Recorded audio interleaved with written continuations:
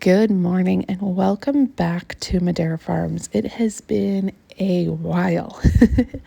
I have been so busy with markets and the garden and the farm. I haven't had time to really sit down and videotape any of it. I've just been crazy busy. So we're taking advantage of this slower season where we can clean out everything in the bakery because, as you can see, it is a mess. So it definitely needs cleaned. Today we are actually going to go for a run. So every morning I drink electrolytes. These are the LMNT electrolytes and I absolutely love them. All right. I also started baking this morning. Just a lot of things going on. So we have some bread in the oven here and I packaged up the first round that came out. The good thing about these cooler days is that I can open the window and the bread cools really fast. So here I have the window open, the bread sitting right in front of it, and it's cool within 35 minutes. So this is my last round coming out for today's delivery. A bunch of pepperoni, which everybody loves. But one thing that I don't really love about the winter is my dough is not as consistent. The temperatures down here in the bakery are definitely a lot cooler, so I'm having a hard time nailing down the perfect proofing time, but I know I'll get used to it. It has been a while since I just hung out with you guys. Honestly, anything to do with filming has been really hard because my phone decided that it's just not going to save videos or recordings. So I actually did shoot a few YouTube videos and for some reason they are now nowhere to be found. Hopefully this one makes it. But I just wanted to hang out with you guys today and show you what's going on behind the scenes. So I got done with all of my baking. I just delivered bread to the Country Superette local store. They have a lot of locally made things. They make their own like pizzas and stuff like that. So I love that we work together. Now I am headed for a run. It looks like it's gonna rain and it's 50 degrees, which is perfect weather for a longer-ish run. I'm hoping to get 6 miles in with Megan. We'll see how that goes. I just spotted a few sprinkles on my windshield. So we may be huffing it in the rain today. But I just wanted to take you guys along with me as we hang out. Since driving is like the only time I have to think and it's not loud in my house, I'm just thinking about all of the videos that I have tried to record where my kids are screaming, which is often. However, I am just thinking about where we left off, and I feel like a month ago I was really on this kick of opening a bakery on our farm. That still remains the goal. However, in this season right now, I am taking my health very serious. A lot of you know I am on a really cool running journey.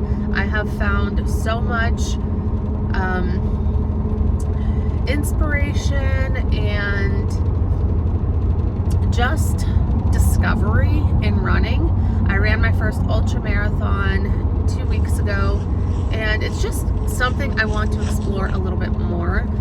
With that being said, I have 2 little kids, as you guys know, and we run a farm, and I'm still running the bakery out of my house. So I just think we're gonna put a pause on opening a bakery anytime soon. I'm gonna continue to do as many markets as I can, even though the season's starting to slow down quite a bit. We're just gonna keep pushing through with special orders. I'm gonna do some like open bake days where I just bake a ton of stuff, put out a little stand. Eventually I'm hoping to get a shed and we'll just have like a bread shed for now. So I know we haven't talked in a while and I was just giving you guys a little update of what's going on in the bakery.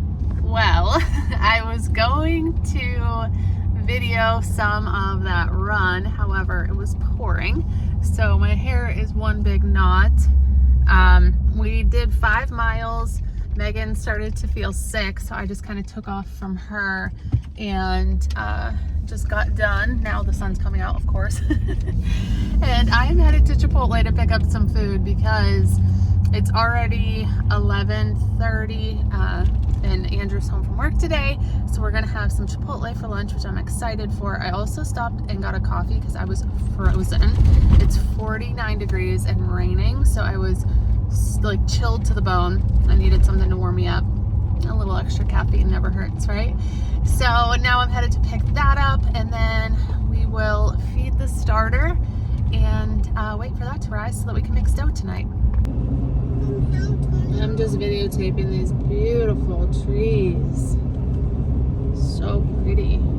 Okay, so I got home, I fed my starters, and this is the next morning. We're gonna go ahead and use that fed starter to make 30 loaves of dough. Each bin holds about 10 loaves, so we need 3 bins, which means I have to mix 3 batches of dough. So what I like to do is just mix my dough till it looks pretty smooth, and then I put it into some bins. I do lightly flour my bins. It just helps on that very first stretch and fold to make sure that the dough isn't sticking to the bins. This is a lot of dough and it's very heavy, so when I do that first stretch and fold, it's just a little bit of a help to make sure that it's not sticking to the bin and that I can easily lift it without breaking my back. This bowl and this dough is very heavy. It's probably about 30, maybe 40 pounds. So anything that helps me when I'm doing stretch and folds is a great idea. So not necessary, but it's definitely helpful. I'm going to go ahead and put all of this dough, and then I do put a damp cloth over top. So this is the next round. I am mixing my water and starter together. Now a little tip here, you don't have to clean out your bowl every time you're mixing a new batch just because it's the exact same thing that you're mixing. But as you can see, I like to mix my starter and water together first until it gets really bubbly. That is a really good indicator that I'm going to have some very, very fluffy dough. Right, I know this video has been all over the place. So this morning, as you saw, I was mixing dough. That stuff's been sitting down there. I did all my stretch and folds. We've just been running around like crazy. Like I said, it's just been hard to nail down some video ideas. But I do have 2 loaves here that I am going to make one into the pumpkin loaf that everybody loves every year. It is my husband's grandma's birthday today, and I thought it would be fun to make her a pumpkin loaf. We'll put a cinnamon stick in the top. It'll be super cute. And then the other one we're just gonna make into a regular loaf that we can eat. So I'm gonna show you guys how I do that. Now, you've probably seen it all over Pinterest, so this is not new to you if you've watched, but it is super easy. So you just take some butcher twine and super simple, cut it up into 3 strips, and then you just flour your paper a little bit, and then you make an X,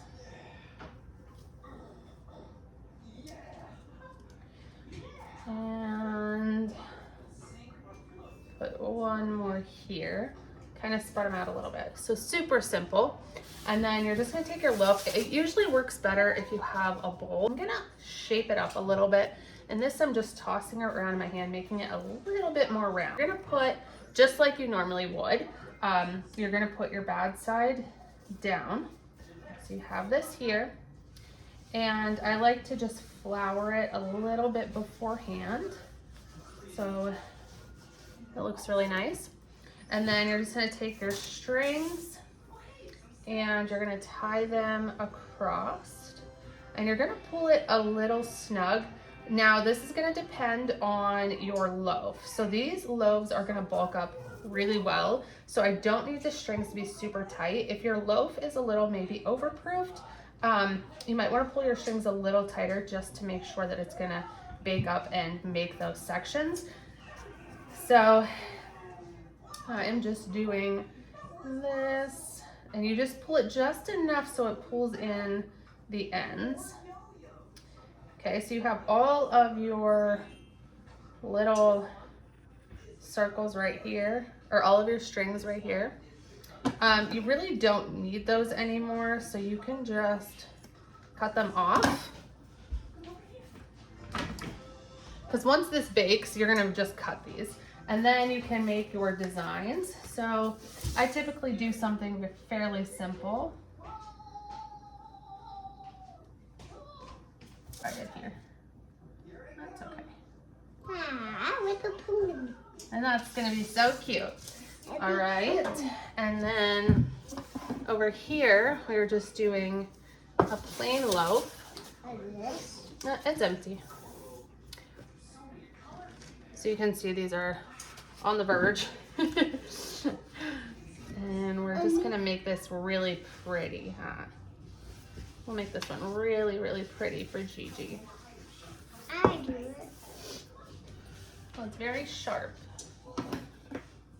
I do it. You're gonna put a little flour on? Yeah. Okay, go ahead. Ready? Good job. Okay, can you wipe it in? Good job. Oh, very good. Good job. I'll just go ahead and score it. Watch your fingies. This is very sharp.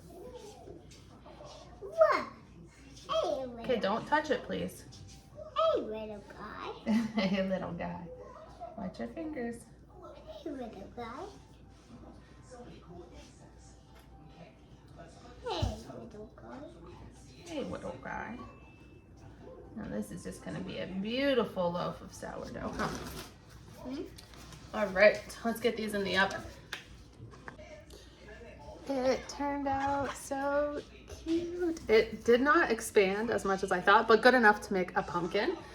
So I'm going to show you how I cut these strings off, because that's also very important. Which this could be. Maybe I can zoom it in when I edit this. But so at the top, I just cut them, and then you can pull them right down. I do suggest doing it when your bread is still warm. Makes it a little easier. Get it off the bottom. Then you have this super cute pumpkin. How adorable is that? All right, and then my other loaf was on the verge of overproofing, so it didn't turn out as great as I would love. Pretty flat. But it was in the refrigerator, and I need to either use it or throw it out, and I'm not gonna throw it out. So we have two beautiful loaves of bread here. This one is just so stinking cute. So this is just a final touch.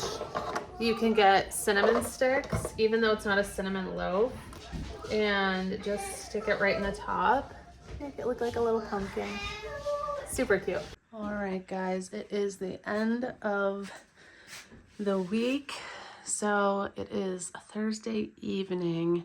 I baked everything this evening. It's getting delivered first thing tomorrow morning. So I have a few more minutes for it to cool, and then I'm gonna bag it all up. Just look at how beautiful they all look. So pretty. All right, guys, thank you so much for hanging out with me, and I will catch you next week.